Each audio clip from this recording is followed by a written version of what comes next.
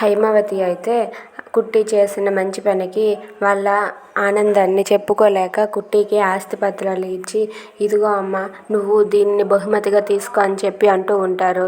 ఇక అక్కడ ఉన్న కుట్టి అది తీసుకోలే వద్దా అని ఆలోచిస్తూ అక్కడే నిలబడి ఉంటే, తీసుకో కుట్టి అని చెప్పి జ్యోతమ్మ వాళ్ళు అంటారు.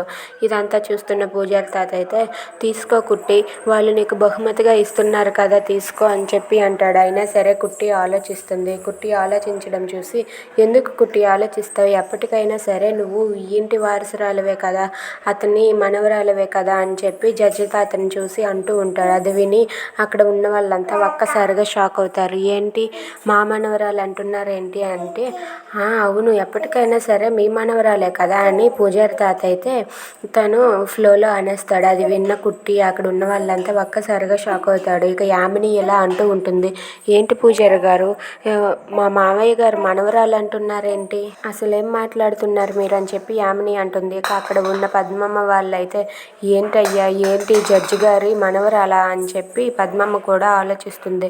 ఇంతలో తాతయ్య అయితే, లేదమ్మా మామూలుగా ఏదో వచ్చేసింది, అంతేగాని మీ మనవరాలు అయిపోతుందో ఏంటో, మీ మనవరాలు జీవన మీకు ఉంది కదా అని చెప్పి తాతయ్య అయితే అనేస్తాడు. అది విని అక్కడ ఉన్న కుట్టి, యామిని, ఇందమ్మ వాళ్ళైతే ఒక్కసారిగా షాక్ అయ్యి అలా ఉండిపోతారు.